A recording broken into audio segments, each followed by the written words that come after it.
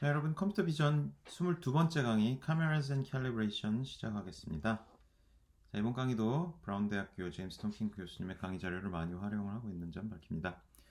여기 지금 표지에 이 그림은 지금 체커보드라는 그런 어떤 도구를 이용해서 카메라를 캘리브레이션 하는 과정을 보여주는 그 칼텍 대학에서 개발된 어떤 컴퓨터 매틀랩용 툴박스를 설명하는 그림인데요. 이제 오늘 강의를 다 듣고 나면 여기서 지금 뭘 하고 있는지, 여기서 수행한 어떤 결과가 어떤 의미를 갖는지, 어떻게 활용될 수 있는지를 아실 수 있을 겁니다. 먼저 카메라 캘리브레이션에 대해서 공부를 하기 전에 카메라가 뭔지에 대해서부터 정의를 좀 제대로 세우고 그러고 가야겠는데요. 이탈리아어로 카메라라는 말을 영어로 번역하면 room이 된다고 합니다. 그만큼 이제 이 카메라라는 말의 어원이 어떤 방이랑 연결이 된다는 그런 관계를 지금 암시를 하고 있는데요. 아주 오래전에는 이제 카메라를 손에 들고 쓰는 디바이스가 아니라 그 외부의 모습을 어떤 별도의 화면에다 뿌려주는 기능이 암시를 통해서 구현이 됐다고 해요. 암실, 다크룸. 그래서 이런 종류의 카메라를 카메라 옵스큐라라고 불렀는데, 옵스큐라는 가린다 뭐 이런 뜻이거든요. 그래서 가려지는 벽을 통해 가려가지고 빛을 다 차단한 상태에서 구멍만 하나 뚫으면은 이 구멍을 통해 들어온 빛이 이렇게 화면에 상으로 맺히는 그런 종류의 암실 카메라 같은 거를 아주 고대 중국 그리스 때부터 만드는 걸 알고 있었다고 해요. 대략 한 2500년 전쯤에 그런 기능을 하는 그런 방을 만들고 쓰고 그랬다는 기록이 있는 것 같은데, 요즘도 이렇게 그 암실 기능을 활용하는, 암실을 통해 만들어지는 이 카메라 obscura가 있다고 합니다. 그 노스캐롤라이나 대학에 가면은 있다고 하는데요. 이런 카메라 obscura를 조금 더 이제 개선해서 방까지는 만들 필요 없이 아주 큰 상자를 가지고 구현한 그런 기록이 한 16세기 중반에 이런 게 있었다고 합니다. 그래서 큰 박스에 역시나 어둡게 두고 구멍을, 이렇게 빛이 들어올 수 있는 구멍을 뚫어 놓은 건데요. 거기로 들어온 구멍으로 들어온 빛이 이렇게 눕혀 놓은 화면에 상이 맺어지는 거고, 빛을 최대한 이제 가리면서 그러면서도 박스 내부를 들여다볼 수 있게 이런 식으로 장치를 디자인했었다고 합니다.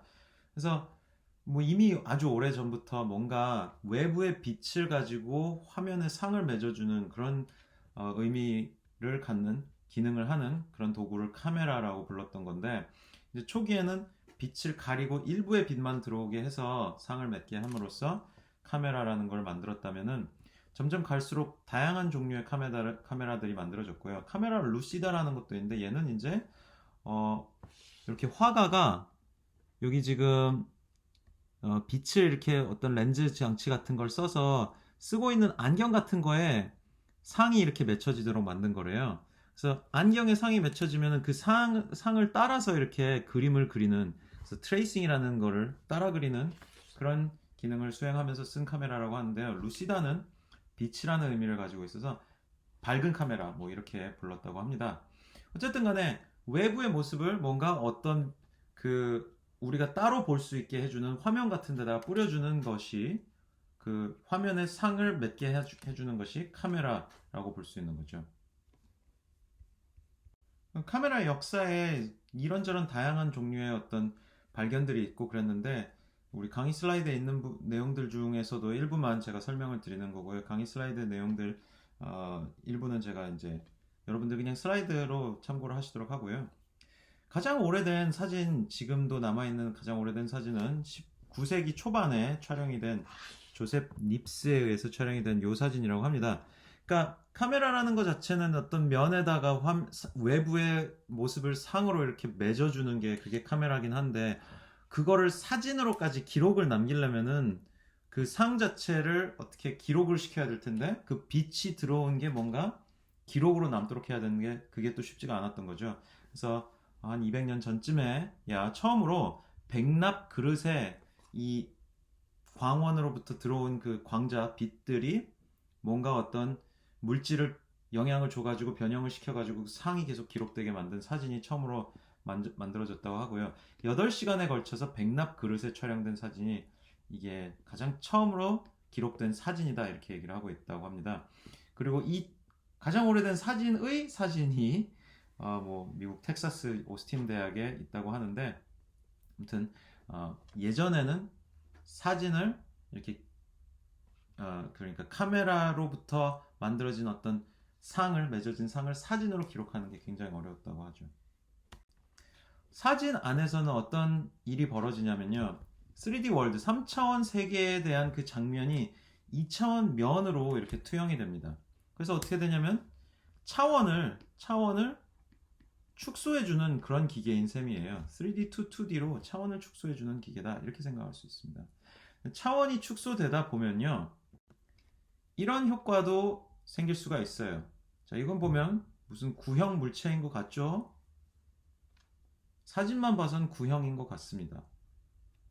그러나 사진의 그 시점을 조금 바꿔보면 전혀 구형 물체가 아닌 것을 알 수 있죠. 뭔가 긴 공원의 언덕 같은 건데, 요거를 시점을 잘 맞추면 마치 2차원 어떤 구형처럼 보이는 그런 사진을 만들 수 있어요. 근데 즉 이게 무슨 얘기냐면 3차원에서 2차원으로, 3D에서 2D로 차원이 축소되다 보면은 뭔가 실제 세계에 대한 정보가 뭔가 왜곡되거나 소실되거나 그런 문제가 생길 수 있다는 얘기죠.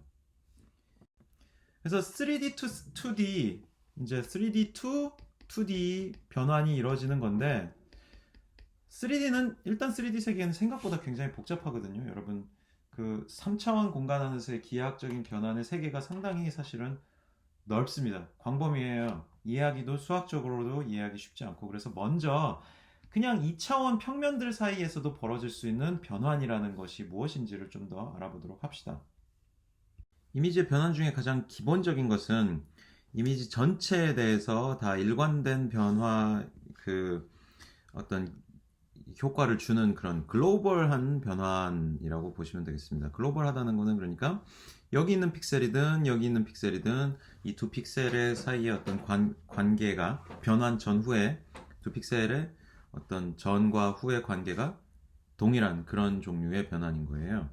그래서 여기 지금 이 빨간 포인트의 픽셀 x, y가 x 프라임, y 프라임이 되는 그 변환을 수식으로 이제 나타내 보면은 뭔가 어떤 함수 t에 의해서 나타내질 수가 있는데, 이 t라는 게 어떤 픽셀이든에 대해서든 동일한 그런 함수를 이제 적용을 하는 그런 게 이제 글로벌 트랜스포메이션, 전역적 변환이라고 보시면 되겠습니다.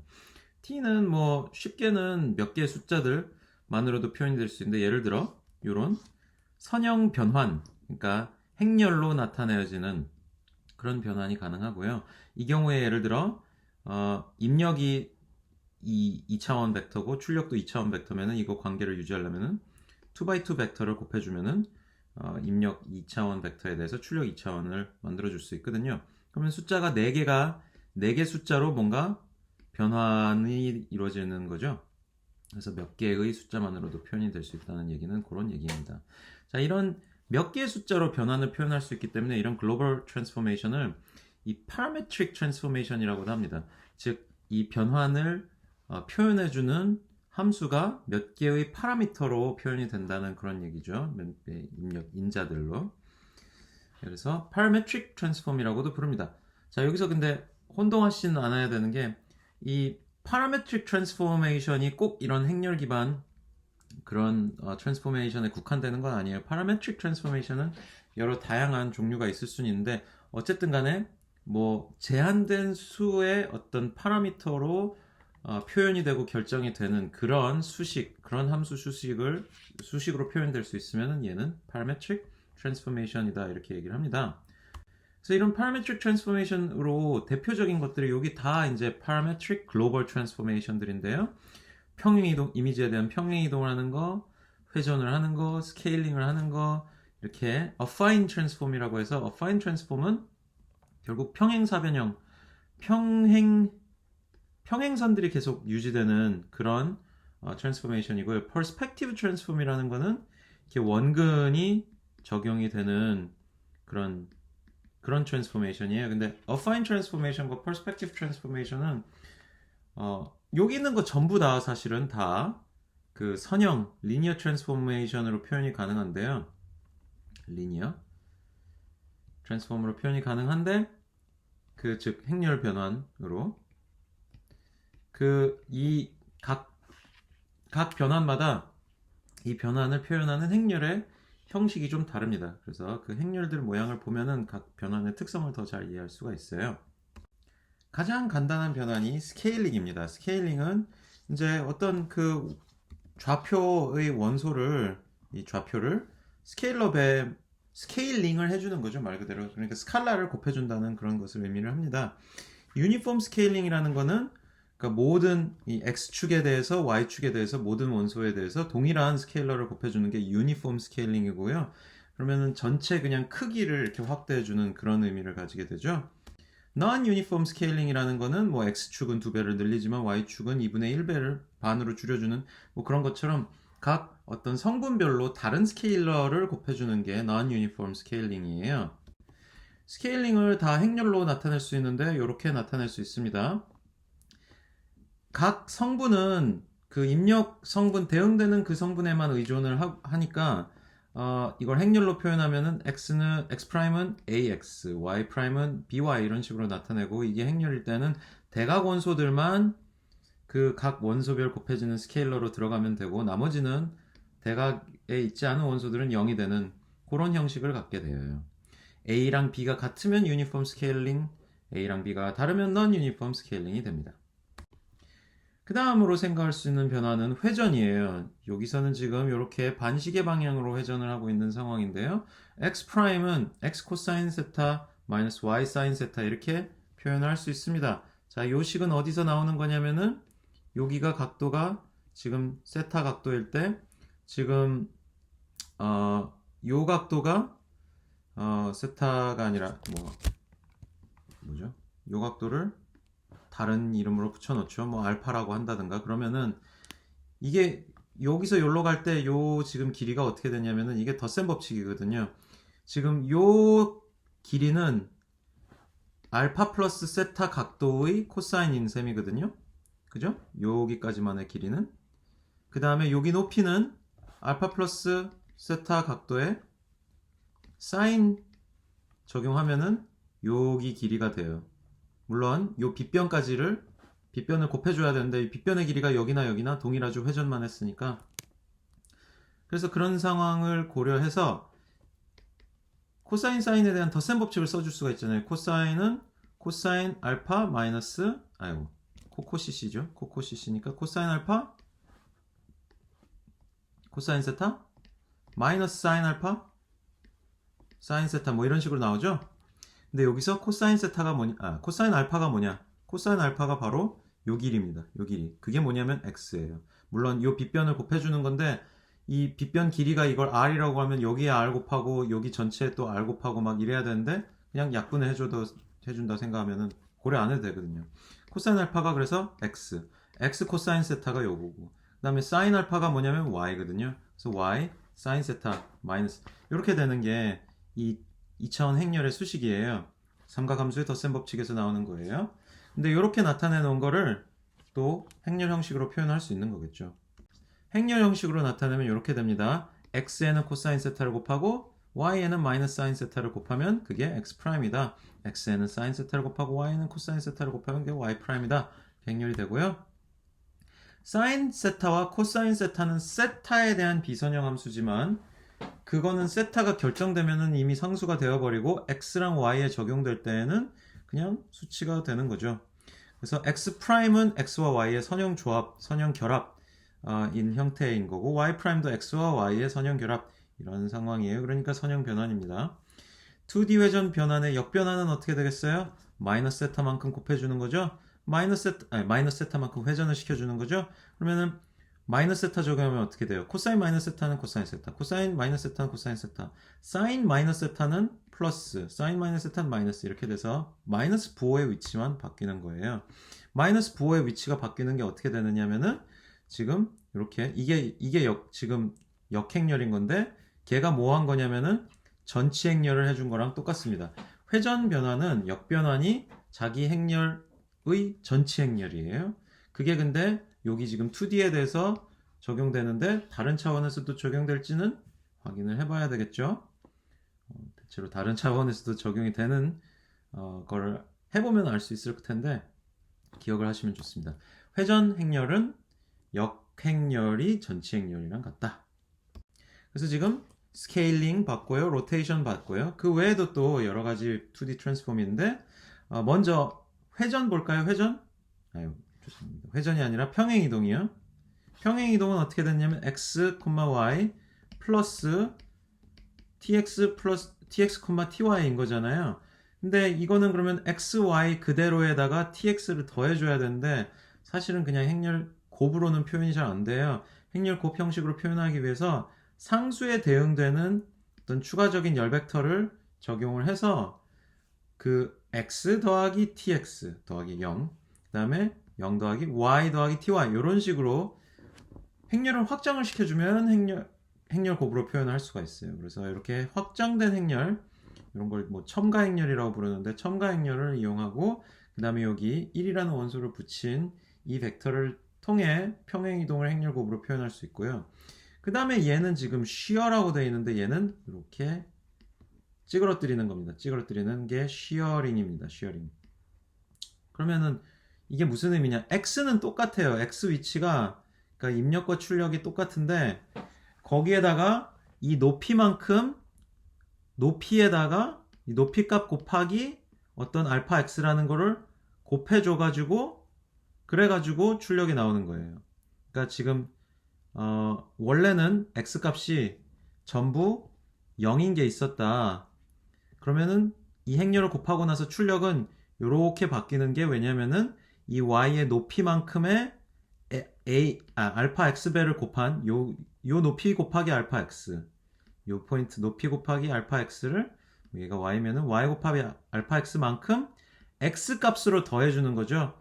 그러니까 이게 높이가 올라갈수록 이게 계속 이렇게 선형적으로 이쪽 방향으로 계속 이동을 하는 거잖아요. x 성분의 값이 점점 커져가는 거죠. 그래서 이런 식으로 시어링이 있는 게 이제 요 알파 x에 의한 거고요.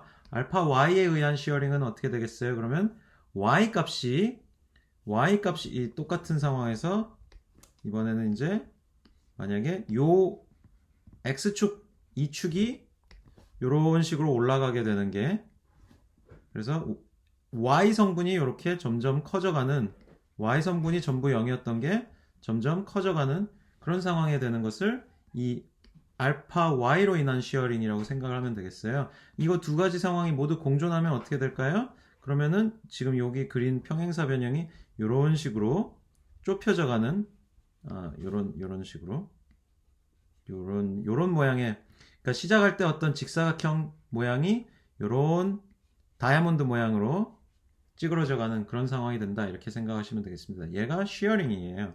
그다음에 마지막으로 affine이라는 거는 shear에다가 non-uniform scaling에다가 shear에다가 translation까지 다 있는 상황이 affine인데요. 그럼 이 경우는 어쨌든 shear를 하고 나서도 평행한 선들은 계속 평행합니다. 시작할 때 평행했던 선들은 끝나고 나서도 계속 평행하거든요. 그리고 스케일링을 하는 경우에 사각형은 계속 사각형인데 사각형에다가 평행 관계가 계속 유지되고 그게 다 이제 적용이 되면 affine에서는 아무튼 이렇게 찌그러지는데 평행사 변형 모양으로 찌그러지면서 이게 non-uniform scaling이 있고 그 다음에 평행 이동까지 되는 그런 거를 affine입니다. affine transform이라고 해요. translation, scale, rotation, shear의 임의의 조합이 됩니다. 말씀드린 것처럼 affine은 이런 선형 변환들과 translation의 조합인데 성질이 라인을 라인으로 매핑을 하고 평행한 직선들은 평행을 유지하고 비율도 보존이 되고 그 다음에 조합에 대해서 닫혀있다. 그러니까 affine 변환들을 계속 거듭 적용을 해줘도 여전히 affine하다 이런 특성을 갖습니다. 그래서 말씀드린 변환들을 이렇게 무엇을 어떻게 바꿔주는지를 기준으로도 구별할 수 있지만은 변환 후에 무엇이 계속 일정하게 유지되는지를 가지고도 구별을 해낼 수가 있어요. 그래서 여기 보는 것처럼 변환 후에 각도도 계속 똑같고 길이도 계속 똑같고 넓이들도 모두 똑같은 그런 변환을 rigid body라고 하는데 평행이동이랑 회전 같은 게 거기에 해당이 되는 거고요. 변환 후에 이제 각도랑 길이랑 뭐 비율 같은 건 같지만 넓이는 이제 달라진 그런 변환을 similarity 변환이라고 하고요. 여기에는 회전하고 그 평행이동은 계속 해당이 되는데 거기에 추가로 스케일링하고 뭐 이런 것도 포함이 됩니다. 그러니까 그 변환 후에 보존되는 것의 정도를 줄여 이렇게 더 좁게 생각하고 있으니까 더 다양한 것들이 조건을 충족시키는 셈이죠. 그 다음에 리니어는 그대로 행렬곱으로 표현될 수 있는 건데 이 리니어 트랜스폼에서는 트랜슬레이션은 빠지는 거예요. 트랜슬레이션을 우리가 행렬곱으로 표현하기 위해서는 벡터에다 차원을 추가시키는 그런 억지를 썼어야 됐기 때문에 그냥 일반 리니어 변환에는 로테이션, 스케일링, 이런 쉬어링 이런 게 들어가는 거고요. 어파인이 이제 이런 시뮬러리티와 리니어 트랜스폼을 모두 포함을 시키는 거죠. 근데 그런 어파인 트랜스폼은 하고 났더니 평행선은 계속 평행선이고 그 다음에 길이의 b들은 계속 유지가 되는데 이제 넓이 같은 거는 달라지고 넓이의 b가 같다든지 그런 정도고요. 그 다음에 마지막으로 perspective transform이라는 게 있는데 얘는 이제 변환 후에 일정한 게 그냥 그 같은 선 위에 있던 두 점들은 여전히 계속 같은 같은 선 위에 있다는 콜리니어리티 정도의 조건만 만족을 시킨다. 크로스 레이쇼는 길이들 간의 비가 뭐 일정하다 이런 게 있는데 아주 아무튼 느슨한 조건이 됩니다. 퍼스펙티브 트랜스폼은요. 이렇게 행렬 기준으로 생각을 하면은 이 어파인에서 이제 프로젝티브 매트릭스로 표현이 되는 그러니까 어파인은 그 아까 보신 A, B, C, D라는 뭔가 스케일링과 로테이션 거기에다가 TX, TY 이렇게 있는 그 평행이동 요거까지 있었는데 그래서 2행 3열짜리 행렬로 표현이 됐었는데 프로젝티브로 가면은 여기 세 번째 값이 뭔가 세 번째 행이 추가가 되는 그런 변환이 되고요. 이 세 번째 행은 이따 보겠지만 호모지니어스 코디네이트라는 것과 관련이 되는 그런 행이 되어요. 근데 그게 결국 뭐냐면 원근과 연관이 되는 건데 제가 여기 이런 사진 같은 게 그림 같은 게 있다면은 이렇게 뒤로 이렇게 뭔가 원근을 바꾸게 되면 얘는 분명히 2D 이미지임에도 불구하고 뭔가 변환이라는 것의 결과가 이제 그대로 사각형이 아니라 찌그러지는 모양으로 변환이 되는 셈인 거죠. 그러니까 원근을 유지한 채의 어떤 원근을 반영하는 그런 종류의 어떤 회전이라든지 그런 걸 생각하면은 그게 프로젝티브 트랜스폼이라고 생각하시면 되겠어요. 이렇게 결국은 3D 매트릭스 3차원 3x3 매트릭스 형태로 나타나 줘야 되고요. 아까 affine transform을 표현하기 위해서 추가가 됐던 여기 1이라는 상수를 임의의 어떤 값 w로 한 다음에 이 w가 w 프라임으로 매핑이 되는 그런 상황을 가정을 해야 돼요. 이때에는 근데 이 w라는 게 의미를 하는 게 결국 뭐냐면은 어떤 시야로부터의 거리 정보가 내재가 되는 셈이에요. 엄밀하게 거리를 우리가 측정한 건 없지만 2D니까 그런 거를 활용하는 그런 느낌으로 생각을 하시면 됩니다. 그래서 이렇게 3x3 행렬로 나타낼 수 있는 2D 행렬을 프로젝티브 트랜스폼 전부 다 통칭해서 프로젝티브 트랜스폼이라고 나타낼 수 있고요. 결국 affine transform과 거리가 변하게 되는 원근감이 고려가 돼야 되는 거리 변화 이런 projective warp랑 affine transform을 조합을 한 것을 다 통칭해서 projective transform이라고 부를 수 있게 됩니다. projective transform 이후에는 그래도 라인은 계속 라인이에요. 그러니까 직선이 곡선이 된다든가 뭐 굽혀진다든가 그러지는 않아요. 근데 평행한 직선들이 반드시 평행할 필요가 없고 변환 후에 어떤 비율들도 보존되지 않고 그 넓이도 보존되지 않고 그 다음에 프로젝티브 트랜스폼은 여전히 중복해서 여러 프로젝티브 트랜스폼을 적용을 하더라도 계속 다 프로젝티브 트랜스폼에 국한되긴 합니다. 그래서 컴포지션 조합에 대해 닫혀 있고요. 뭐 기저가 변환된다 이거는 이제 좌표 축 기준으로 축이 변환된다 이런 얘기고요. 그 다음에 여기 3x3 행렬로 표현이 되니까 미지수가 9개잖아요. 근데 이 중에 미지수 하나는 이거 하나는 1로 고정을 해도 돼요. 그럼 얘를 1로 고정을 시킨다고 하면은 실질적인 미지수는 8개가 되는 셈이라서 그런 8개의 팔 자유도로 표현된다 이렇게 얘기를 합니다. 그래서 지금 살펴본 여러 가지 다양한 2D 트랜스폼을 2D to 2D 트랜스폼을 이제 카메라에서 벌어지는 3D to 2D 트랜스폼과 연관을 지어서 생각해 볼 수 있는데요. 2D to 2D 트랜스폼에서 방금 봤던 다양한 그런 속성들이 3D to 2D 트랜스폼에서 이 카메라에서 벌어지는 이 3D to 2D 트랜스폼에서 여전히 많이 공통되는 요소들이 있어요. 우리가 카메라를 이용해서 2D로 어떤 상을 맺을 때 광선들이 그러니까 어떤 세계 그 실제 세계에서의 요 포인트에서의 그러니까 태양에서 온 광선이 여기를 딱 쐬가지고 쫙 이렇게 반사돼서 들어와가지고 카메라로 들어와가지고 그게 사진이 되는 건데 광선은 직선들이잖아요. 그렇기 때문에 원근으로 인한 방금 설명드린 그런 프로젝티브한 효과가 3D에서 2D 변환이 되면서 생기기는 하지만 그렇다고 직선이 곡선이 되거나 그러지는 않아요. 그래서 방금 본 2D to 2D 트랜스폼들을 우리가 3D to 2D 트랜스폼을 분석하고 생각할 때 많이 고려를 할 수 있어요. 근데 이 과정에서 말씀드린 것처럼 이 원근이 고려되는 이 프로젝티브한 속성으로 인해서 여러 가지 우리가 그 고려를 해야 되는 왜곡이 생기는데요. 두 공 중에 어느 게 가깝냐? 뭐 이 할머니는 키가 얼마나 크냐? 이 카메라는 얼마나 높이 지금 위치하고 있느냐?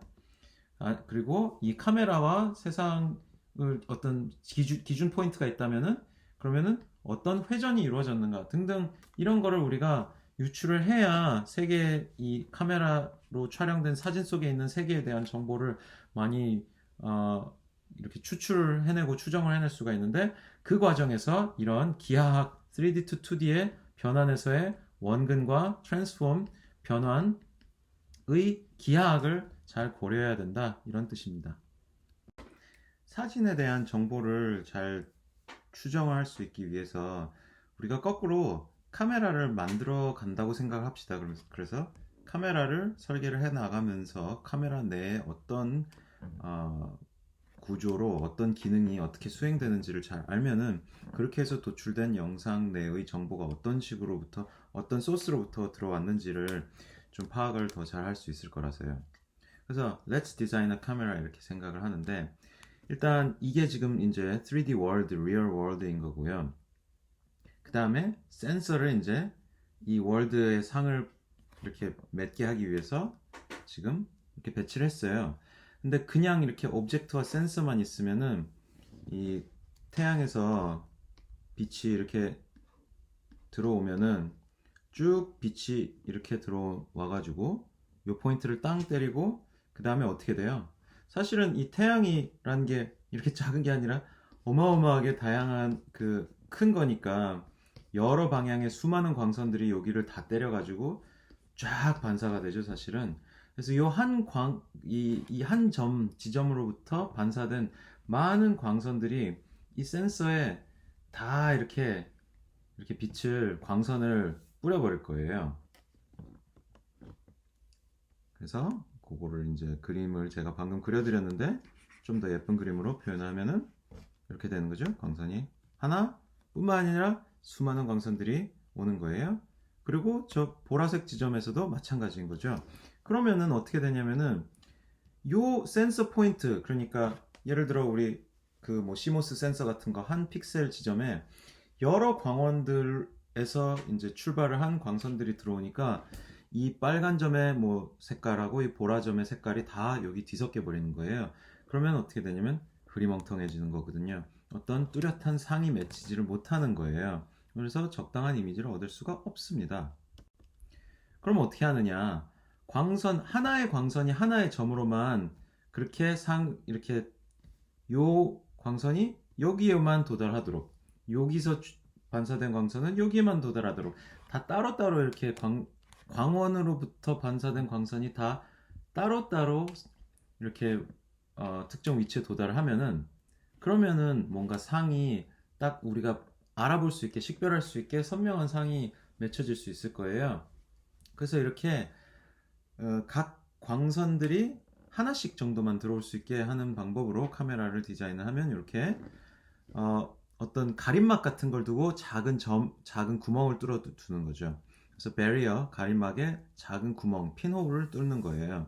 그래서 한 한 광선만 그 빛을 감지를 하는 거예요. 그러면 이제 이런 식으로 광선 하나씩만 이렇게 투과가 되는 거고, 투과된 그 픽셀 기준으로 생각했을 때는 한 지점에서 반사된 빛만 들어오니까 그 빛의 색깔만 딱 보여주면 되는 거잖아요. 그럼 각 픽셀마다 특정 지점의 컬러만 딱 나타낸다면 모든 픽셀이 모여가지고 사진이 되는 거거든요.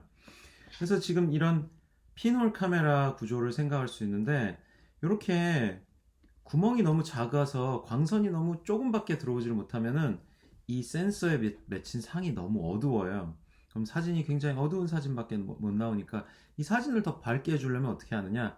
그러면 이제 요 렌즈를 만들어 가지고 렌즈를 더 많은 광선들을 근데 한 지점으로 이렇게, 그러니까 이 지점, 요 지점에서 반사된 여러 광선들, 더 많은 광선들을 잘 모아 가지고 같은 점으로 잘 도달하게 하면, 그럼 광량이 커지니까 더 밝게 보이는 건데, 그러면서도 한 점에 도달하게 잘 조절을 한 거니까 상이 뚜렷해 보이게 그렇게 할 수 있어요. 카메라에서는 그래서 이렇게 그 광량을 조절해주는 뭐 조리개 그리고 렌즈 이런 것들이 있어가지고 더 좋은 상을 몇 개 기계를 잘 설계를 한 거죠. 근데 어쨌든 그런 렌즈와 조리개 그런 다양한 모델이 있지만은 그냥 단순한 핀홀 카메라 모델을 생각을 하더라도 제일 중요한 기능, 카메라의 제일 중요한 구조 이런 것들은 잘 이해를 할 수가 있기 때문에 다시 핀홀 카메라 모델로 오겠습니다. 그래서 핀홀 카메라 모델에서 중요한 카메라의 구조를 파악할 수 있는 것 중에 가장 중요한 거가 요 F라는 겁니다. F에 의해서 뭐가 결정이 되냐면 요 이미지 플레인, 그러니까 상이 맺히는 그 면에서의 상의 크기가 F에 의해서 결정이 돼요. 근데 F가 뭐냐면은 이 이미지 플레인, 상이 맺히는 면과 그 다음에 이 빛을 잘 분류를 시키는 그 핀홀 간의 거리가 됩니다. 거기에 초점 거리예요. 초점 거리, focal length라고 하는 거고요. F가 길면 길수록 이미지 플레인에 맺힌 상의 크기가 점점 커지는 거죠. F의 크기가 짧으면 짧을수록 상의 크기가 작아지는 겁니다. 그렇고 이 지금 핀홀 이 지점이라는 거를 꼭 그 핀홀이라고, 이제 핀홀이 아니라 렌즈가 있다든지 다른 카메라 구조일 경우에는 그걸 딱 한 점으로 표현하기가 애매하지만은 사실은 어떤 카메라든 이 이론적으로 그 카메라의 광학 중점이라고 이렇게 생각할 수 있는 점을 잡을 수 있어요. 그게 딱 결국은 이 실제 이 점과 상에 맺힌 요 점을 연결하는 그 중심점이다. 그렇게 생각하시면 됩니다. 모든 이제 지점들로부터 반사된 광선들이 다 공통적으로 투과를 하는 그 점, 그거를 이제 카메라의 광학 중점이다라고 생각할 수 있겠어요. 근데 월드 코디네이트에서 이미지 코디네이트로 프로젝션 되는 게 우리 카메라에서 수행이 되는 기능인데, 이때 이미지에서의 픽셀의 위치를 이 카메라 센터 기준에서 따져봤을 때 u,v라는 2D 벡터로 생각할 수가 있고요. 이 2D 벡터 u와 v의 그 좌표값은 이 원래 월드 코디넷의 대문자 xyz 3D 점인 xyz 요 대문자 p 포인트와 그 다음에 요 f 거리 사이의 비례식으로 나타낼 수 있어요. 이런 식으로요. u는, 자, u의 이 길이는 몇 분의 무엇이냐? u로 보기보단 v로 보는 게 보기가 편한데, 이렇게 삼각형을 만들어 놓으면은 요 삼각형에서 이제 이 f의 길이랑 z의 길이의 비율만큼 요 y의 높이와 요 v의 높이가 결정이 되는 거거든요. 그래서 f 대 z는 v 대 y 이런 느낌인 거예요. 그러면은 v는, 자, 이거 그 비율식에서 이렇게 되잖아요. 바깥 거 equal 안쪽 곱한 거. 그러니까 vz equal fy인데 z를 이항시키면 이렇게 되는 겁니다. 그러면서 부호가 거꾸로 돼요. 왜냐면은 얘가 상이 뒤집히니까요. u도 마찬가지입니다. xf 나누기 z, 근데 부호가 거꾸로 상이 뒤집히니까 이런 식으로 좌표가 결정이 돼요. 그래서 굉장히 중요한 게 뭐다? 이 F가 중요한 겁니다. F가. 3D 포인트를 2D 포인트로 프로젝션을 시킬 때 F에 따라서 2D 포인트의 좌표가 달라지게 돼요. F와 Z가 같다면 어떻게 돼요? U와 V가 Y와 X와 같아지는 셈이죠. 부호만 바뀌고 실제 세계의 크기랑 동일한 크기의 상이 우리 이미지 플레인에 맺히게 될 거예요. 이런 식으로 그 3D 상의 대문자 P 포인트가 X, Y, Z 이렇게 세 개의 좌표가 있어서 Z라는 그 거리 정보가 있었는데 걔가 소문자 P로 오면서 U, V 해가지고 이제 그 거리 정보가 소실이 돼버렸죠. 요 Z가 사실상 소실이 돼버려요. Z가 소실이 되다 보니까 이 Z가 소실이 되면서 그 다음에 이 UV 정보만 남는데 UV 정보로 인해 실제 Y랑 그러니까 3D상의 Y 높이 거리랑 그 다음에 영상 안에 나타나진 이 V의 거리랑 뭔가 맞지 않을 때가 있어요. 더 멀리 떨어져 있는 이 할아버지가 더 멀리 계신 것 같은데 Z 값이 소실되면서 그 비례적인 Z와 U의 값이 지금 다 소실이 되고 V만 남았는데 V로는 누가 더 who is taller, 누가 더 키가 큰지 V로는 판단하기가 어려울 수 있죠. 그냥 V로는. 그래서 이런 식으로 길이나 면적에 대한 정보가 이 프로젝티브 지오메트리 과정에서 손실이 됩니다. 다른 그림으로 보면은 길이와 넓이가 잘 보존이 되지 않는 그런 상황을 볼 수가 있어요. 그러니까 거리가 다르게 떨어져 있는 B와 C가 있는데 B가 더 멀리 있으면서 더 크고 C는 더 가까이 있으면서 작지만 걔네들이 비율이 적절히 이렇게 뭐 어떻게 그 맞아가지고는 영상 내에서는 B와 C의 거리가 동일하게 보일 수도 있고요. 또 거꾸로 A와 C는 실제로는 크기가 높이가 같지만 더 떨어져 있는 거리로 인해 C가 A보다 영상 내에서는 더 커 보일 수가 있는 그런 현상들이 생기는 거죠. 원근감이라는 거를 우리가 영상 내에서 표현을 해줘야 되는, 고려해줘야 되는 그런 요소가 되는 거예요. 그 프로젝티브 지오메트리에서는 또 하나 중요한 게 뭐냐면은 평행선들이 계속 평행하지 않는다라는 문제가 있는 거죠. 그래서 어떤 선들이 뭐 직각이거나 어떤 선들이 평행선인지를 따지는 것도 굉장히 쉽지가 않습니다. 그러면서 각도에 대한 정보가 손실된 거다라고 생각하시면 되죠. 직각이 더 이상 직각이 아닌 게 되는 거죠. 보존되는 정보, 아까 말씀드린 대로 직선들은 여전히 직선으로 남게 되는 그 정도만 남는 거예요. 그래서 이제 이 프로젝티브 지오메트리에서 영상에서는 2D 포인트인데 이 2D 포인트를 이 칼테시안 직각좌표계로 나타내서 x, y 좌표라고 하는데 사실은 그 x, y 좌표의 내부의 기저에 깔려 있는 어떤 거리를 반영하는 거리를 반영하는 어떤 그런 변수 같은 걸 생각해 줘야 된다 이런 식으로 말씀을 드렸죠. 그래서 그걸 반영하는 W라는 변수를 추가한 프로젝티브 공간에서의 2D 포인트라는 거를 따로 정의를 해줄 수가 있어요. 이런 거를 호모지니어스 코디네이트라고도 합니다. 지니어스 코디네이트. 그래서 이 W로 인해서 어떤 상이 맺혀질 때 효과가 어떻게 달라지는지 이런 거를 잘 구분을 한다든지 기억을 할 수 있게 도와주는 거죠. 계산할 수 있게도 도와주고요. W 값이 달라짐에 따라서 어떤 효과가 있는지 결국은 우리 이미지 플레인에 맺히는 상의 크기가 달라진다 이런 거를 또 생각을 할 수가 있는 거고요. 그래서 W에 의해서 투사된 이미지의 스케일이 이제 결정되는 걸 알아요. 각 XY 포인트들은 해당 점에 도달한 해당 이미지 플레인에서의 어떤 픽셀 포인트에 도달한 광선이다 이렇게 또 기억을 하면 되고요.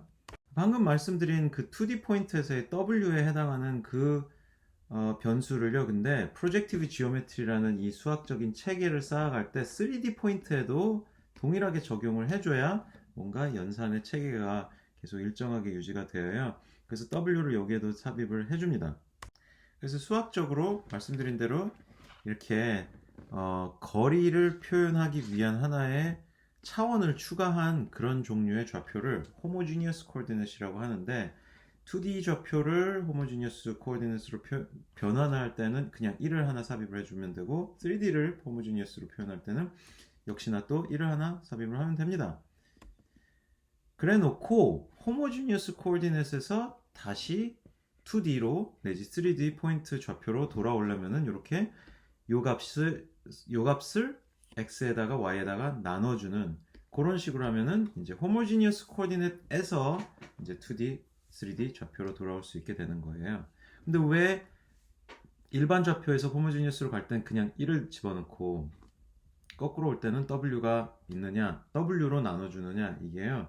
왜냐하면 호모지니어스 코디네이트에서 뭔가 연산하면 이 세 번째 차원의 이 네 번째 차원의 값이 1이 아니게 바뀔 수가 있거든요. 그래서 그렇게 바뀐 상황에서의 값을 w라고 우리가 얘기를 하는 거고, 처음에 그냥 2D에서 바로 호모지니어스 코디네이트로 바뀔 때에는 그러니까 얘에서 다시 1로 돌아와서 이게 관계가 계속 성립해야 되는 거잖아요. 그러니까 x를 뭘로 나눴을 때 그대로 x가 돼요? 1로 나눠야 그대로 되는 거죠.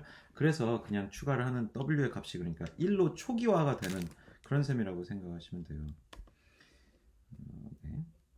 이런 호모지니어스 코디네이트를 이용하면은 투영 공간에서 스케일 불변이 되는 그런 특성이 생기는데요.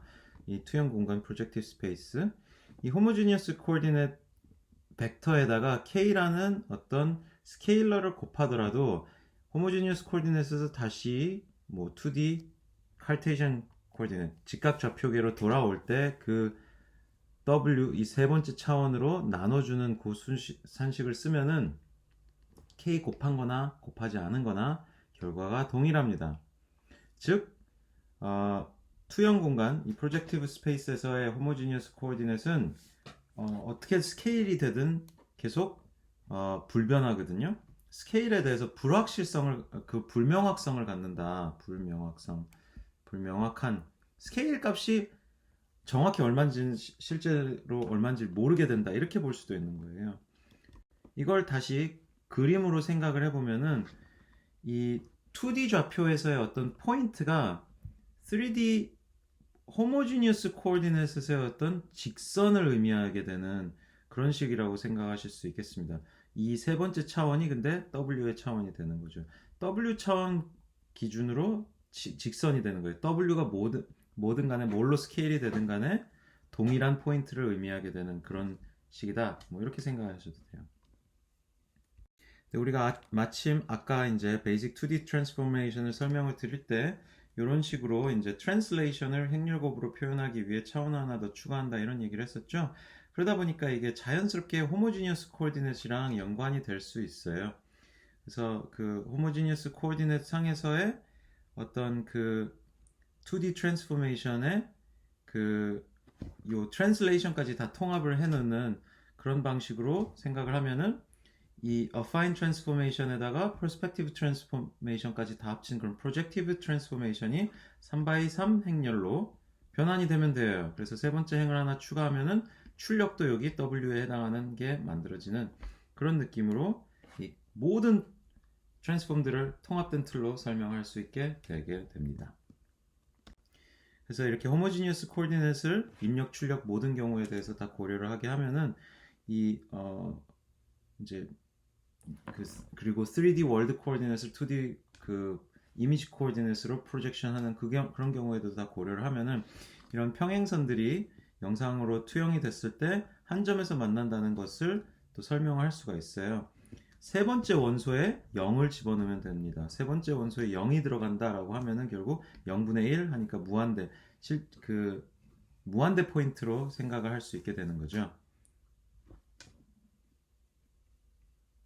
그래서 2D transformation, 3D transformation, 3D to 2D transformation 이런 거에 대해서 더 자세히 상세한 디테일을 보시려면 이 책을 보시면 좋아요. 이 책이 Multiple View Geometry, MVG 책이라고도 많이 불리는데요. 전에도 그 VGGnet 설명을 드리면서 말씀을 드렸던 옥스퍼드 대학의 앤드루 지슬만 교수님하고 호주의 국립호주대학인가 그럴 겁니다. 그 호주 국립대학인가요? 그 리처드 하틀리 교수님 두 분 굉장히 유명한 컴퓨터 비전의 대가 분들께서 정리한 교과서예요. 궁금하신 분들은 대학원 진학하시면 수업으로도 배우실 수 있을 것 같습니다. 어쨌든 이 교재에 나와 있는 디테일만큼은 우리가 커버를 안 하겠지만 그래도 이 호모지니어스 코디네이트를 바탕으로 3D에서 2D로 프로젝션 되는 그 과정을 조금만 더 들여다보기로 하죠. 3D의 월드 좌표 여기 대문자 X가 2D의 이미지 좌표 소문자 X로 변환이 되어가는 과정에서 일어나는 일들은 이렇게 세 개의 행렬로 구분해서 생각할 수가 있어요. 먼저 대문자 X는 호모지니어스 코디네이트 상황입니다. X, Y, Z 하고 1이 붙어 있고요. 소문자 X도 UV 1이 붙어 있는 상황인데요. 이 대문자 X라는 3D 포인트에다가 어떤 작용이 벌어지냐면은 어떤 기능이 어떤 함수가 이제 적용이 되냐면은 먼저 R과 T라는 걸로 구성이 되는 extrinsic matrix라는 게 곱해져요. 이게 뭐냐면은 그러니까 이 카메라의 어떤 내가 카메라를 촬영하고 있는 카메라 위치를 기준으로 한 원점이 있고요. 카메라 오리진이라고 하는. 그 다음에 어떤 우리가 지금 3D 좌표들의 그 좌표를 잡고 있는 기준이 되는 월드 오리진이라는 게 있거든요. 당연히 이 픽셀 좌표들은 카메라 오리진을 기준으로 한 픽셀 좌표들일 것이고 이 대문자 XYZ 좌표들은 월드 오리진을 기준으로 한 좌표들일 것이니까 이 대문자 X와 이 소문자 X는 애초에 원점이 다르잖아요. 원점을 통일을 시켜야 뭔가 얘기를 할 수가 있겠죠. 두 좌표 값들을 뭔가 연관을 지을 수가 있을 거잖아요. 그래서 이 대문자 R과 T는 뭐냐면은 월드 오리진을 카메라 오리진으로 변환을 해오는 그런 과정인 거예요. 자, 그 과정은 카메라 내부의 어떤 기능과는 아무 상관이 없죠. 카메라를 들고 이동하면은 T가 바뀌고 카메라를 회전하면은 R이 바뀌고 이런 상황인 거거든요. 카메라의 어떤 현재 자세, 위치 이런 거랑 관련이 되는데 카메라 바깥에서 이제 일어나는 일이기 때문에 extrinsic 외재적인 그런 변환이라고 얘기를 하고 있는 거고요.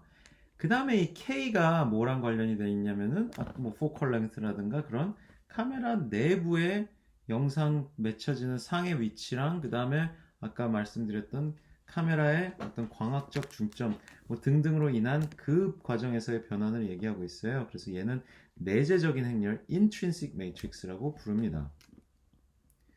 이 전체 과정을 다 조합을 하면 이제 카메라에서 벌어지는 좌표의 모든 변환, 3D 좌표에서의 2D 좌표의 변환이 다 포함이 되는 건데요. 요거에 어떤 구성 요소로 이게 이루어지는지를 하나하나 디테일로 보면 좀 더 이해하기가 좋습니다. 그래서 먼저 프로젝션 매트릭스를 좀 간단하게 만들어 놔요. 어떻게 하냐면은 extrinsic assumption을 지금 다 0으로 해놓습니다. 그러니까 없는 걸로 합니다. 로테이션이 없으니까 로테이션 매트릭스는 그냥 아이덴티티 단위 행렬이 되는 거고 트랜슬레이션도 지금 0으로 해놨어요. 즉 이건 무슨 얘기냐면은 카메라의 오리진 포인트와 월드의 오리진 포인트를 동일하게 해놨다는 얘기입니다.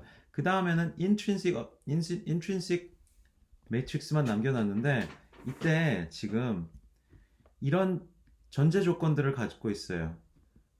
그 카메라의 오리진 포인트하고 이미지 플레인의 중점하고 완전히 딱 정렬이 잘 되어 있는 경우 이게 옵티컬 센터가 0,0에 있다는 거고 그 다음에 이 픽셀의 크기가 딱 너비랑 높이가 그대로 1대1 에스펙트 레이쇼가 1이라는 얘기고 그 다음에 이 픽셀이 이렇게 찌그러지는 게 없는 딱 사각형 모양의 그런 픽셀인 그래서 스큐가 없는 그런 상황을 얘기를 하고 있어요.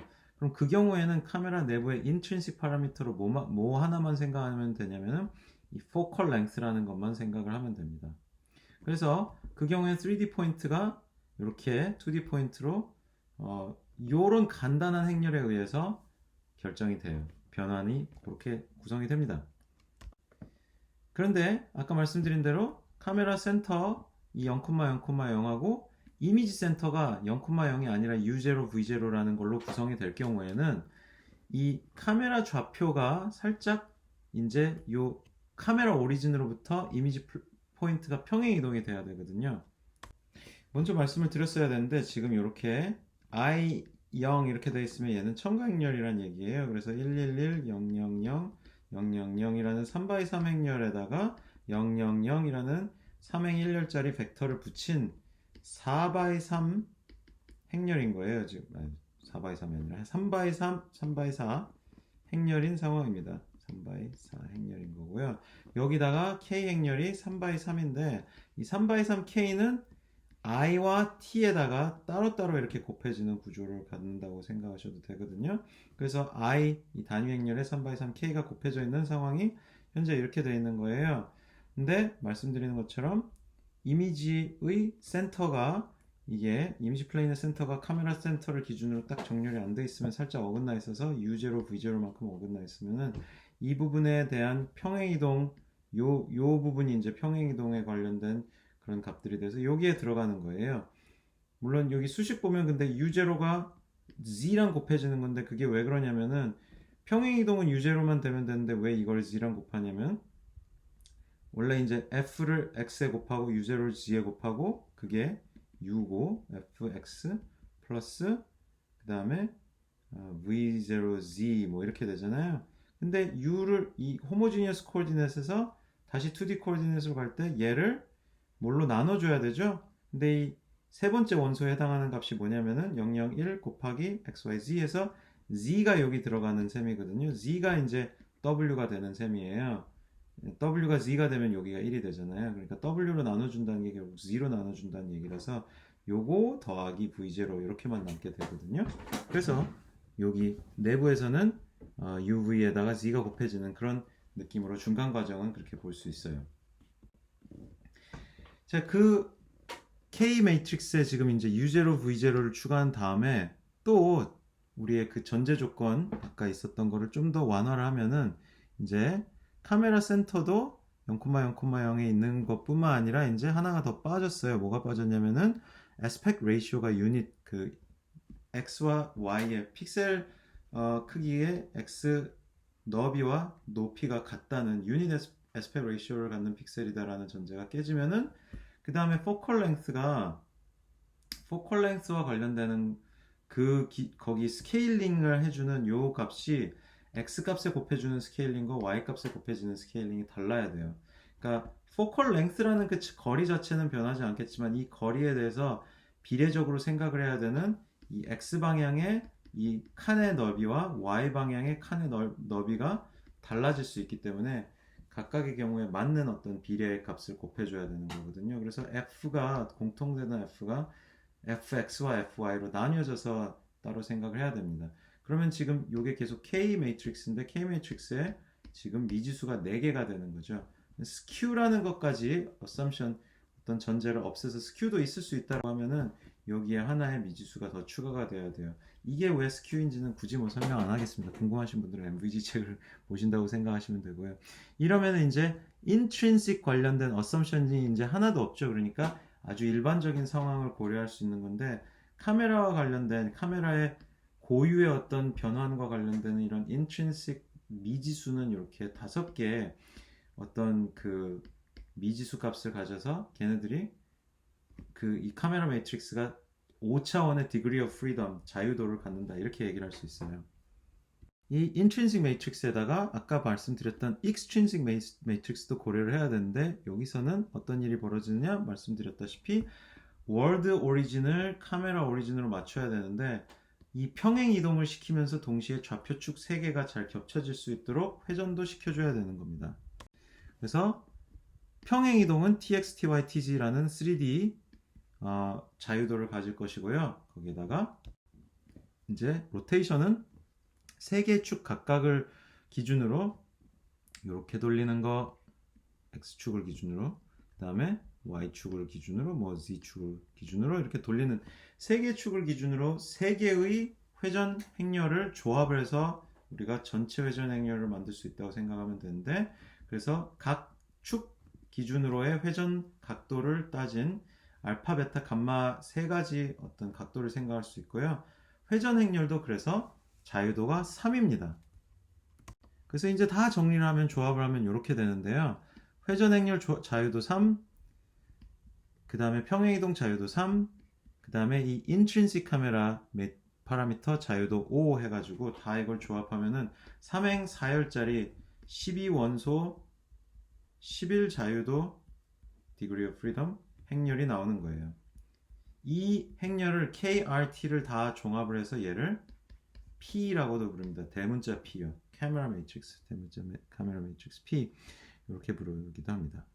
그래서 카메라 소위 프로젝션 매트릭스라고도 하고 카메라 매트릭스라고도 하고 카메라 매트릭스인데 이름이 P인 이유가 그러니까 프로젝션 매트릭스이기 때문인 거죠. 이렇게 얘기가 정리가 됩니다. 이 카메라 매트릭스를 우리가 구하면은 그러니까 특정 위치에서 사진을 찍었는데 이 카메라 매트릭스의 정확한 수치를 구하면은 3D 월드 코어디네이트이 2D 이미지 코어디네이트로 바뀔 수 있어요. 근데 거꾸로 2D 이미지 코어디네이트를 가지고 3D 이미지 코어디네이트를 추정할 수 있는 그런 어떤 어떤 그 프로그램도 우리가 구현을 할 수 있게 됩니다. 그럼 카메라 프로젝션 매트릭스를 구해가지고 이미지로부터 3D 정보를 뭐 다시 복원을 한다든지 이렇게 하고 싶으면은 카메라 매트릭스를 구해야 되거든요. 카메라 매트릭스의 요 12개의 원소 값들이 미지수인 상황에서 이걸 어떻게 구하냐? 이거를 카메라 캘리브레이션이라고 부릅니다. 그래서 캘리브레이션이란 말이 보정이란 뜻도 있는데 정밀 계측한다 이런 뜻도 있어요. 그래서 정밀 계측을 하는 그런 셈이 되는 겁니다. K와 R과 T의 각각의 모든 그 자유도를 결정을 해준다. 그러니까 세부 값들을 정한다. 이렇게 생각을 하셔도 됩니다. 이걸 어떻게 해결을 하냐면요. 이거를 리니어 리스트 스퀘어 리그레션 방법을 가지고 해결을 합니다. 그래서 리그레션이라는 거는 뭐냐면 이 미지수 값들을 그냥 잘 추정을 해낸다, 최적화시켜서 추정을 한다 이런 식으로 생각하시면 되는데요. 그걸 어떻게 하냐면은 실제로 대응 관계가 있는 3D 포인트와 2D 포인트를 잘 계측을 해가지고 얘네 값들에다가 상수들을 집어넣으면은 그러면 어떻게 돼요? 이 미지수 값들에 대한 어떤 식이 나와요. 등식이 나와요. 등식이 몇 개가 나오냐면 3개가 나옵니다. 그래서 요거 곱하기 요거 내적시킨 게 요거랑 같고 요거랑 요 벡터 내적시킨 게 요거랑 같고 요 벡터랑 요 벡터랑 내적시킨 게 요거랑 같다. 이런 식 3개가 나오거든요. 근데 사실은 3개가 아닙니다. 왜냐면은 이거를 1로 나눠줘야 되기 때문에 사실은 식이 여기서 하나, 요거 나누기 요걸로 식 하나, 요거 나누기 요걸로 식 하나씩 2개가 나옵니다. 그래서 대응이 되는 3D 좌표와 2D 좌표가 있으면은 미지수, 이 12개에 관한 미지수의 식 2개가 나와요. 그럼 몇 개의 점이 전부 있으면은 이 미지수들을 구할 수 있을까요? 최소 6개의 대응되는 점 쌍이 있으면은 이 점 미지수들을 구할 수 있겠죠? 근데 실제로는 점이 더 많으면 많을수록 좋습니다. 왜냐면은 특정 점에서의 위치에서의 무슨 뭔가 측정 오차가 있다든지 이런 경우에 점을 더 많이 쓰면 그런 오차, 노이즈들이 다 이렇게 좀 더 완화되는, 오류가 완화되는 그런 효과가 있거든요.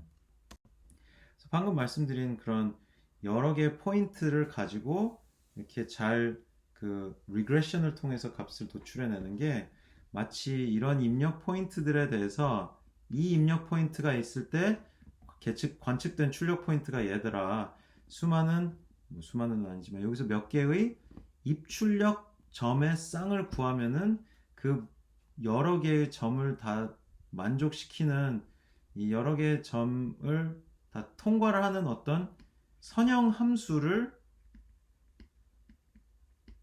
이렇게 피팅을 시키는 그런 수학이랑 많이 과정이 비슷해요. 그래서 이 과정을 라인 피팅이라고 하는데요.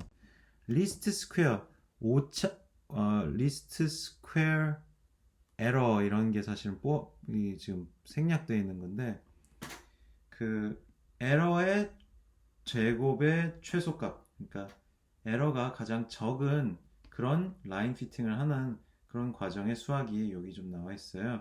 그래서 데이터 입력이 x점 각 x점이고 대응되는 출력을 y점들을 우리가 관측을 다 해가지고 데이터를 가지고 있을 때 이 입출력 관계를 설명해주는 어떤 함수를 우리가 추정을 해보자. 근데 그 함수가 선형 함수라고 가정을 하자. 그러면은 이 직선을 3개의 점에 가장 잘, 이 3개의 점을 가장 잘 묘사하는, 가장 잘 설명하는 직선의 방정식을 찾는 셈인데 기울기랑 y절편을 찾으면은 이 직선을 만들 수가 있겠죠. 근데 어떤 기울기랑 어떤 y절편인 거예요?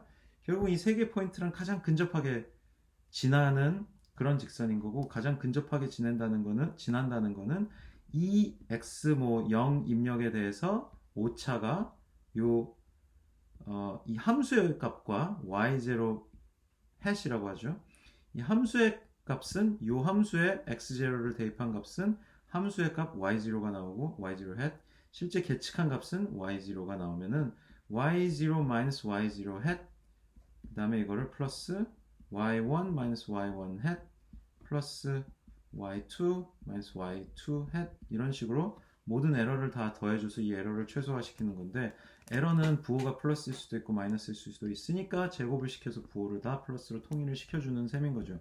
이게 전체 에러 수식인 거예요. 근데 이 y0 hat이라는 거는 지금 요 함수 mx0 y0 hat equal mx0 플러스 b 이렇게 대입할 수 있잖아요. 그래서 yi 마이너스 mx 마이너스 b 이런 식의 항들이 3개가 있다 뭐 내지 n개가 있다 이렇게 생각할 수 있어요. 이게 전체 에러의 총합 함수인 겁니다. 근데 우리는 이 에러를 이 2를 최소화하는 m과 b를 구하고 싶은 거잖아요. 그럼 어떻게 하면 돼요? 얘를 지금 m에 대해서 미분을 하고 편미분이죠 사실은. 그 다음에 b에 대해서 편미분을 해가지고는 그 편미분 값들이 미분 계수가 0이 나오는 그 지점을 찾아주면은 그때가 뭔가 극대값, 극소값이 되는 거죠. 극소값. 그래서 이렇게 수식을 미분을 해줘야 되는데 미분을 하기 전에 먼저 이렇게 행렬 형식으로 바꿔주면 좀 더 표현이 간단해져요. 이렇게 그래서 행렬 형식으로 나타낸 이 수식을 다시 이렇게 정리할 수 있고요. 얘를 이제 미분을 해주면은 미분을 하기 전에 이렇게 풀어가지고 미분을 해주면 그럼 이렇게 정리가 됩니다. 자, 행렬곱 상황에서도 미분해 줄 수 있어요. 별로 어렵진 않은데 그 하나하나 차근차근히 이제 따져가지고 뜯어내가면서 미분하면 이렇게 정리가 되거든요. 혹시 이거 행렬의 미분 계산이 궁금하신 분들은 역시 대학원 진학을 생각해 보시면 잘 설명해 거기서 잘 들으실 수 있는데 이렇게 나오고 요거를 우리가 뭐에 대해서 정리를 하려고 했냐면요. 여기 지금 얘가 지금 미지수인데 이걸 p라는 벡터로 표현했죠. 그래서 p에 대해서 정리를 해요. 그래서 이 부분을 이항을 시키고 이 부분을 역행렬로 만들어서 곱해주면은 p가 이렇게 도출이 됩니다. 방정식 풀듯이 우리가 이항시켜가지고 값을 도출해낼 수 있는데 이런 식으로 이항시켜서 그냥 정리해서 값을 도출한 거를 closed form solution이라고 불러요. 이 closed form solution의 수식이 도출됐기 때문에 이 p를 그냥 a만 가지고 a와 y만 가지고 계산할 수 있는데 이런 식으로 매틀랩 코드 내지 파이썬 뭐 그 numpy 코드로 계산할 수 있는 겁니다. 라인 피팅을 이렇게 할 수 있어요. 이런 식으로 라인 피팅을 하는 거를 여러 가지 종류의 선형 모델에 대해서 비슷하게 적용시킬 수 있습니다. 그래서 예를 들어 여기 인풋 포인트들이 여기 있었는데 평행 이동시킨 이 tx와 ty에 대한 미지수들을 구하고 싶다. 그러면은 지금 여러 개의 a1 포인트, a2 포인트, a3 포인트 여러 개의 점들을 우리가 도출하고 입력점과 거기에 대응되는 출력점들을 만들어내면요. 이 두 개의 미지수에 대한 식이 지금 두 개가 나오죠. 그죠?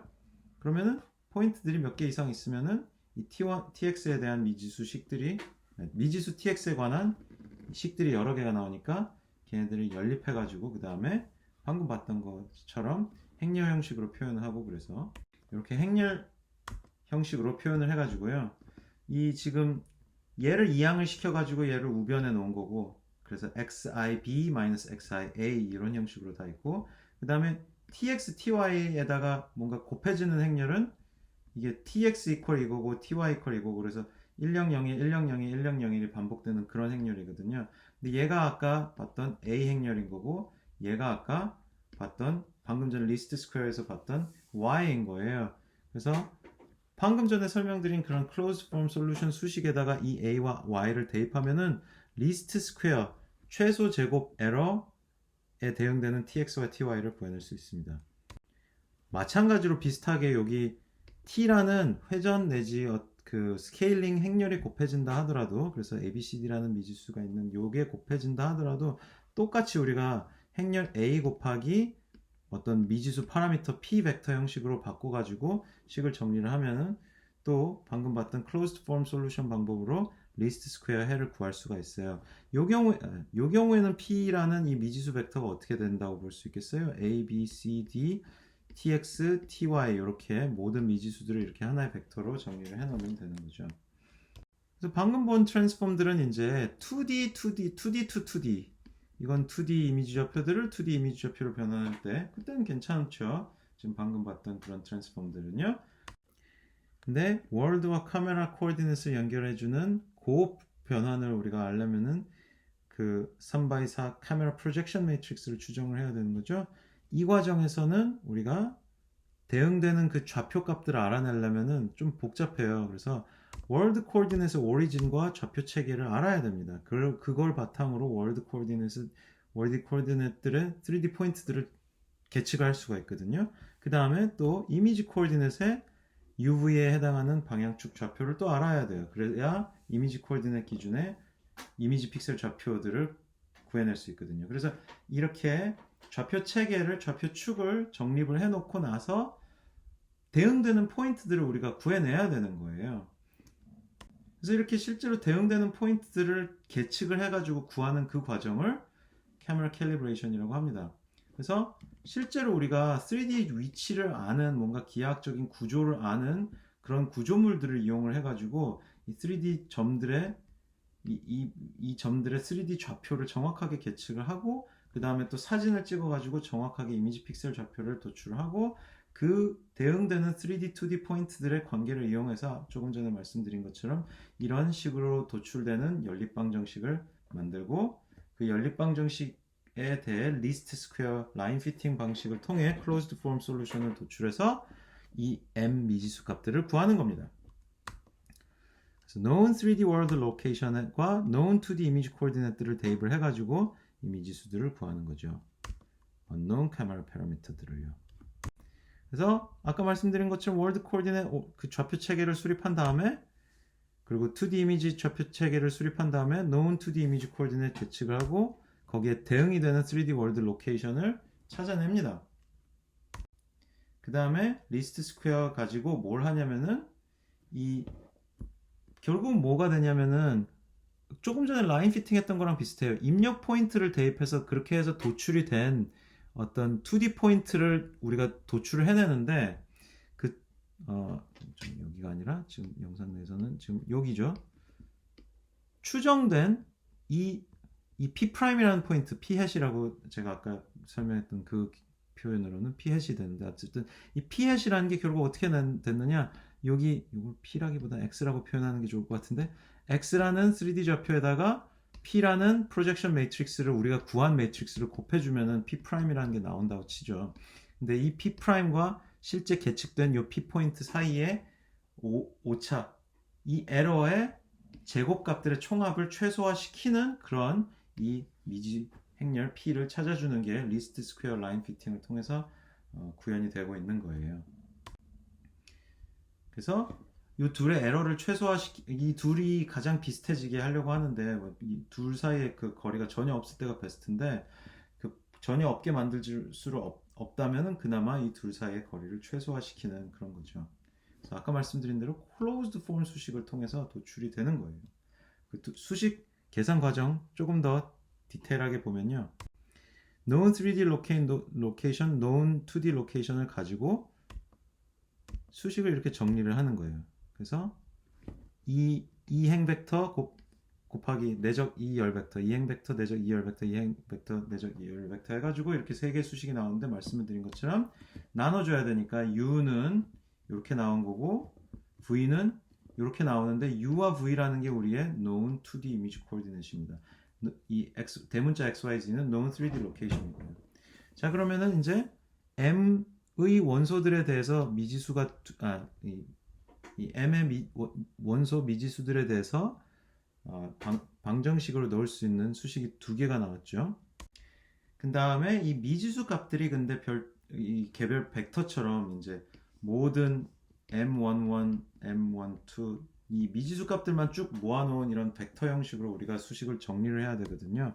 그래서 이렇게 돼 있던 수식들을 이렇게 풀어가지고요 지금 이 분모를 이항을 시킨 거죠. 분모를 이항을 시킨 다음에 이 상황에서 이제 수식들을 이렇게 이제 분모를 이항시켜서 곱해 놓은 거를 다시 또 한쪽으로 다 몰아주고요. 그래서 0 이퀄 이제 우변에다가 모든 값들을 모아서 넣었죠. 이 상황에서 지금 아까 제가 말씀드린 것처럼 m이라는 벡터만 뽑아내고 싶은 거잖아요. 그래서 이렇게 정리할 수가 있어요.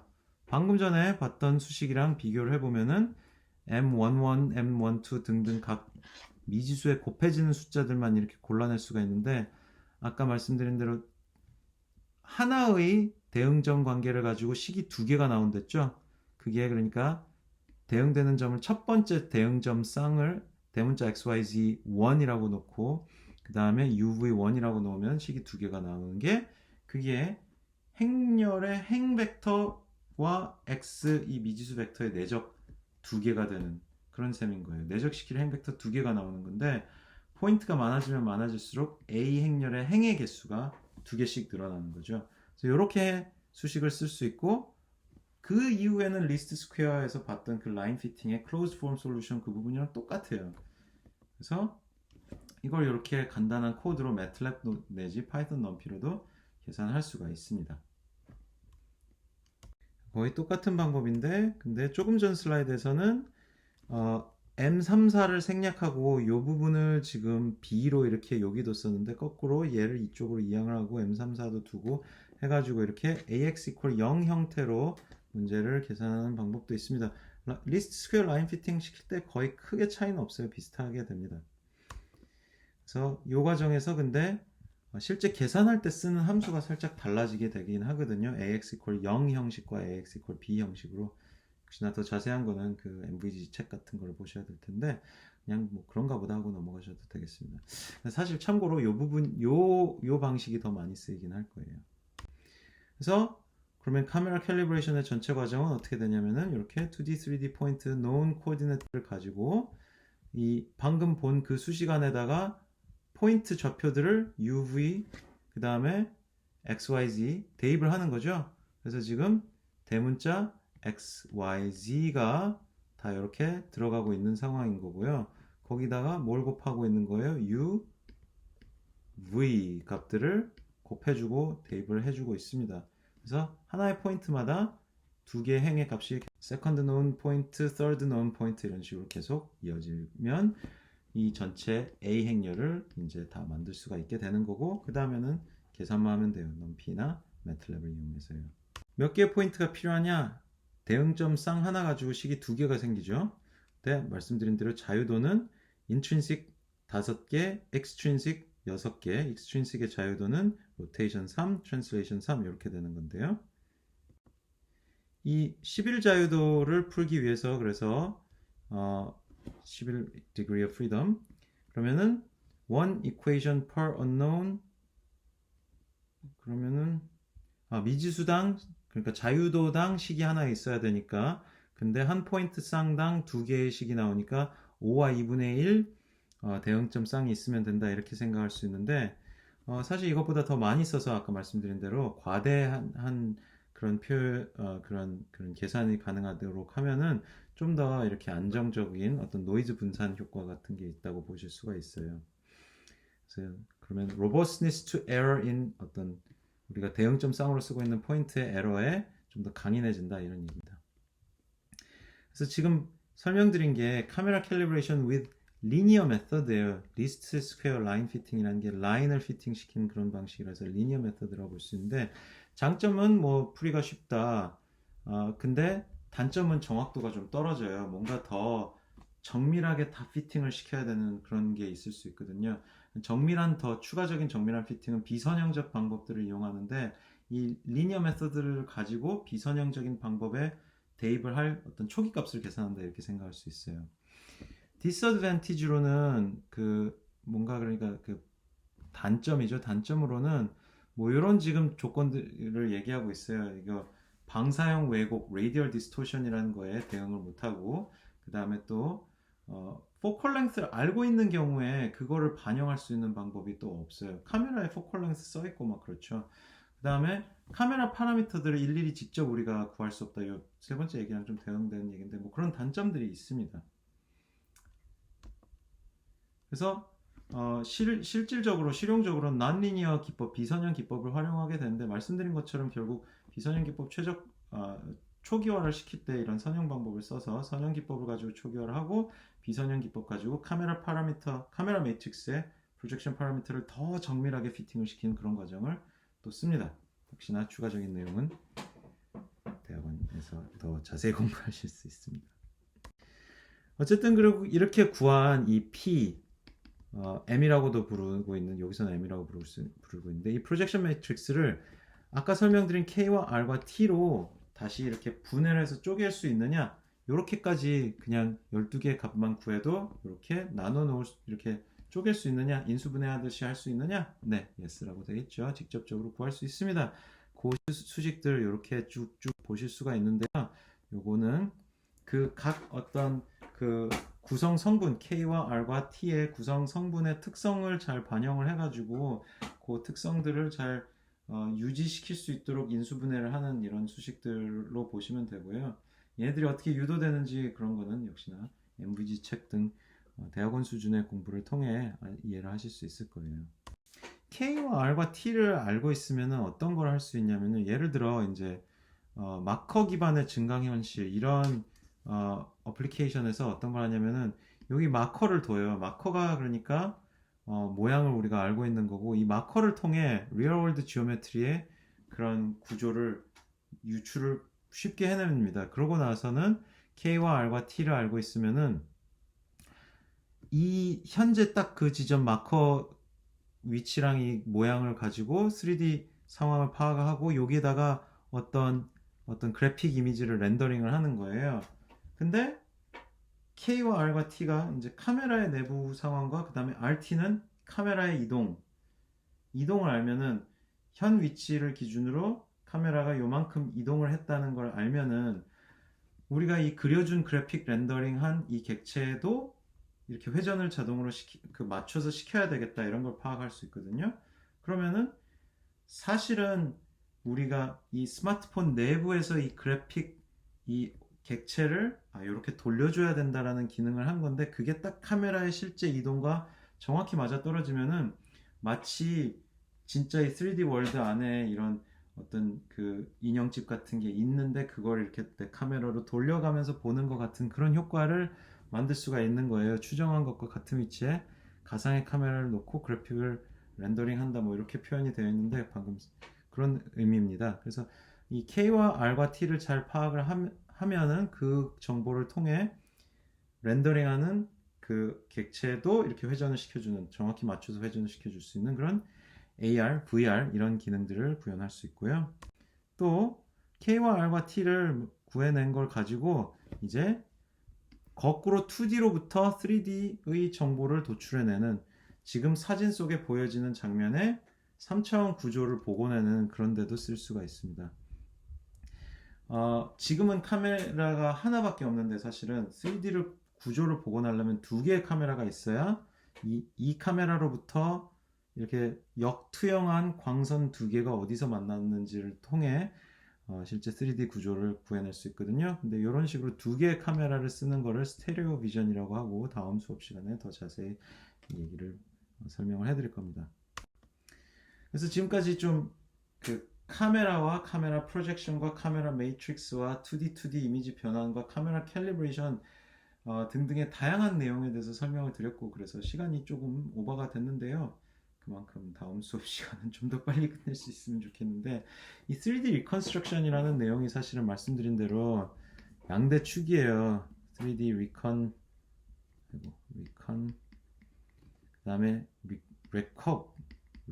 recognition, 이게 비전의 진짜 양대 축이라서 이 3D 리컨스트럭션 관련된 내용을 좀 축약해서 설명하다 보니까 강의 하나씩 조금 길어질 수 있는데, 뭐 말씀드린 것처럼 이 부분의 과제는 내드리질 못하니까 그냥 상식선에서 뭐 배운다라는 생각으로 좀 편하게 들으시면 괜찮지 않을까 싶습니다. 자, 오늘 수업은 여기까지 할게요.